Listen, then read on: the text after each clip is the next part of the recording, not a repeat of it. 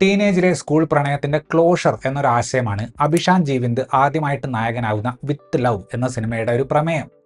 ഒരു നല്ല പരിധിവരെ ഒരു കോൺവെർസേഷണൽ രീതിയിൽ ആ ഒരു സബ്ജക്റ്റിനെ അഡ്രസ്സ് ചെയ്യാൻ ഇതിന്റെ സംവിധായകനായിട്ടുള്ള മദൻ ശ്രമിക്കുന്നുണ്ട്. ഇതിലെ ചില കോൺഫ്ലിക്റ്റുകൾ ക്രിയേറ്റ് ചെയ്തതിന് ഒരു ഫോഴ്സ്ഡ് സ്വഭാവം ഉണ്ടെങ്കിലും ക്ലോഷർ പ്രസന്റ് ചെയ്ത സീനുകൾക്കുള്ള ഒരു ഇമോഷണൽ മെച്യൂരിറ്റിയും ആർക്കും ഊഹിക്കാവുന്ന ക്ലൈമാക്സിനെ മെച്ചപ്പെടുത്തുന്ന ചില്ലറ തമാശ പരിപാടികളും ഇടയ്ക്കൊക്കെ നല്ല മൊമെന്റുകളുള്ള സാമാന്യം തരക്കേടില്ലാത്ത സിനിമയായിട്ട് വിത്ത് ലവിനെ മാറ്റുന്നുണ്ട്. ഓൺ സ്ക്രീനിൽ മികച്ചൊരു കെമിസ്ട്രി ഷെയർ ചെയ്യുന്ന അഭിഷാനും അനശ്വരയും പാളിച്ചകളുണ്ടെങ്കിലും കണ്ടിരിക്കാവുന്ന ഒരു കംഫർട്ട് വാച്ച് സിനിമയായിട്ട് ഈ പടത്തിനെ മാറ്റുന്നുണ്ട്. ചെന്നൈയിൽ ഒറ്റയ്ക്ക് താമസിക്കുന്ന ബാച്ചിലർ ആയിട്ടുള്ള ഒരു ഡിസൈനറാണ് സത്യ. പെങ്ങളുടെ നിർബന്ധത്തിന് വഴങ്ങി കല്യാണം കഴിക്കാൻ വേണ്ടി ആളിടയ്ക്കിടെ ചില പെൺകുട്ടികളെ മീറ്റ് ചെയ്യുന്നുണ്ട്. അങ്ങനെ ഒരു മീറ്റിംഗിൽ വെച്ച് തന്റെ സ്കൂൾ ജൂനിയർ ആയിരുന്ന മോനിഷയെ സത്യ കാണുന്നു. സ്കൂൾ കാലത്ത് രണ്ടുപേർക്കും ഉണ്ടായിരുന്ന അവരവരുടെ ക്ലാസ്സിലെ വൺ സൈഡ് പ്രേമത്തെക്കുറിച്ച് സംസാരിക്കവേ അവർ തമ്മിൽ ഒരു കണക്ഷൻ ഫോം ചെയ്യുന്നു. അതിനിടയിൽ മോനിഷ ഒരു ഐഡിയ സജസ്റ്റ് ചെയ്യുകയാണ്. അതായത് അന്ന് ഉള്ളിലുള്ള ഇഷ്ടം തുറന്നു പറയാൻ പറ്റാവുന്ന ആളുകളോട് ഇപ്പോൾ പോയി ആ കാര്യം അങ്ങ് പറഞ്ഞാലോ എന്ന്.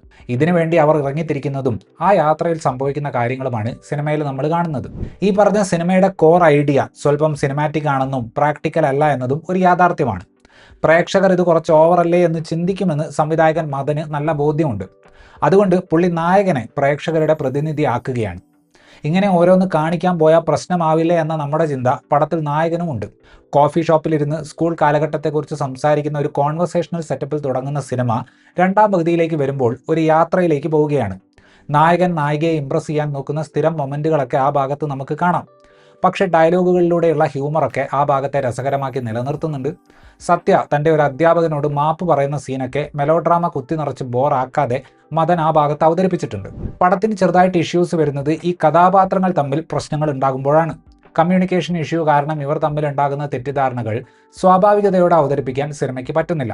ഓരോന്ന് ചിന്തിച്ചു കൂട്ടി നായകൻ കാട്ടിക്കൂട്ടുന്ന പല സംഭവങ്ങളും ആ ക്യാരക്ടറിന്റെ നേച്ചർ ആയിട്ടല്ല, മറിച്ച് തിരക്കഥയുടെ ആവശ്യമായിട്ടാണ് തോന്നിയത്. ഇത്തരത്തിലുള്ള സീനുകൾ വരുന്നുണ്ടെങ്കിലും അതിന്റെ ചുറ്റിലും ഒന്നെങ്കിൽ വളരെ ഹൃദ്യമായിട്ടുള്ള രംഗങ്ങളോ അല്ലെങ്കിൽ കോമഡിയുള്ള സീനുകളോ കൊണ്ടുവന്ന് പടത്തെ വീണ്ടും ട്രാക്കിലേക്ക് കൊണ്ടുവരാൻ സംവിധായകന് സാധിക്കുന്നുണ്ട്. ഈ പടത്തിലെ ഏറ്റവും ബ്യൂട്ടിഫുൾ ആയിട്ടുള്ള സീക്വൻസ് എൻ്റെ അഭിപ്രായത്തിൽ സത്യ തന്റെ സ്കൂൾ ക്രഷിനെ വീണ്ടും കാണുന്ന ഭാഗമാണ്. വളരെ റിയലിസ്റ്റിക് ആയിട്ടുള്ള അവരുടെ കോൺവെർസേഷൻ ആ ഒരു ഭാഗത്തിന് ഒരു ഇമോഷണൽ വാംത്ത് കൊടുക്കുന്നുണ്ട്. സാധാരണ റൊമാൻറ്റിക് കോമഡികളുടെ ഒരു നേച്ചറിലേക്ക് സിനിമ പോകുമ്പോൾ ചില്ലറ ഹാങ് ഓവർ തമാശകളൊക്കെ കൂട്ടിച്ചേർത്തുകൊണ്ട് ക്ലൈമാക്സിനെ ഒന്ന് പൊലിപ്പിച്ചെടുക്കാൻ മദന് സാധിക്കുന്നുണ്ട്. ഷോൺ റോൾഡന്റെ സംഗീതം തിരക്കഥയ്ക്ക് ഒരു റൊമാൻറ്റിക് എനർജി കൊടുക്കുന്നുണ്ട്. കഴിഞ്ഞ വർഷത്തെ ഏറ്റവും വലിയ വിജയമായിരുന്ന ടൂറിസ്റ്റ് ഫാമിലി എന്ന സിനിമ സംവിധാനം ചെയ്തയാളാണ് അഭിഷാൻ ജീവിന്ദ്. ആ സിനിമയിൽ ചെറിയൊരു റോൾ പുള്ളി ചെയ്തിരുന്നു. ഈ പടം അഭിഷാന്റെ ഹീറോ എന്ന നിലയിലുള്ള ആദ്യത്തെ പടമാണ്. ഒരുപാട് ഇമോഷനുകൾ പെർഫോം ചെയ്യാനുള്ള ഒരു സ്പേസ് ഈ സിനിമ പുള്ളിക്ക് കൊടുക്കുന്നുണ്ട്.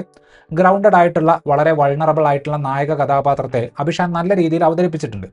പുള്ളി ഹ്യൂമർ കൈകാര്യം ചെയ്യുന്നതും രസകരമാണ്. നായകൻ്റേതിന് സമാനമായ ഇമോഷണൽ ജേർണിയുള്ള ഒരു ക്യാരക്ടറാണ് അനശ്വര രാജന് കിട്ടിയിട്ടുള്ളത്. ആ കഥാപാത്രം കടന്നു പോകുന്ന ഇമോഷൻസ് അനശ്വര നല്ല രീതിയിൽ തന്നെ അവതരിപ്പിച്ചു. സ്വന്തം ശബ്ദത്തിൽ തന്നെയാണ് അനശ്വര ഡബ് ചെയ്തിരിക്കുന്നത്. അവസാനം പറയുന്ന ഒരു ബിരിയാണി ഒഴികെ ബാക്കി എല്ലാ ഭാഗത്തും തമിഴ് പക്കയായിരുന്നു. അനീഷ എന്ന കഥാപാത്രത്തെ അവതരിപ്പിച്ച കാവ്യ അനിൽ നല്ല പെർഫോമൻസ് തന്നെയാണ് കാഴ്ചവെച്ചിട്ടുള്ളത്. ഇൻട്രസ്റ്റിംഗ് ആയിട്ടുള്ള ഒരു റൊമാൻറ്റിക് കോൺവെർസേഷനിൽ തുടങ്ങി മെല്ലെ നൊസ്റ്റാൾജിയയും ടീനേജ് പ്രേമവും ഒക്കെ കാണിച്ചുകൊണ്ട് പടത്തിന്റെ കോർ ഏരിയ ആയിട്ടുള്ള മൂവിംഗ് ഓൺ സംഭവത്തിലേക്ക് കടക്കുന്ന ഒരു സിനിമയാണ് മദന്റെ വിത്ത് ലവ്. ഞാൻ ആദ്യം പറഞ്ഞതുപോലെ ഇടയ്ക്കൊക്കെ ഗ്രാഫ് പല കാരണങ്ങളാൽ താഴേക്ക് പോകുന്നുണ്ടെങ്കിലും ഇമോഷണലോ ഹ്യൂമറസോ ആയിട്ടുള്ള സംഗതികൾ കൊണ്ടുവന്ന് തിരിച്ച് ട്രാക്കിലേക്ക് കയറാൻ സിനിമയ്ക്ക് പറ്റുന്നുണ്ട്. തെറ്റുകുറ്റങ്ങൾ ഉണ്ടെങ്കിലും ഒരു കംഫർട്ട് വാച്ചായിട്ട് റിലാക്സ് ചെയ്ത് കാണാവുന്ന ഒരു സിനിമയാണ് വിത്ത് ലവ്. ഇത്രയുമായിരുന്നു ഈ സിനിമയെക്കുറിച്ചിട്ടുള്ള എൻ്റെ റിവ്യൂ. വീഡിയോ ഇഷ്ടപ്പെട്ടാൽ ലൈക്ക് ചെയ്യുമെന്നും കൂടുതൽ വീഡിയോകൾക്ക് വേണ്ടി ചാനൽ സബ്സ്ക്രൈബ് ചെയ്യുമെന്നും പ്രതീക്ഷിക്കുന്നു. താങ്ക്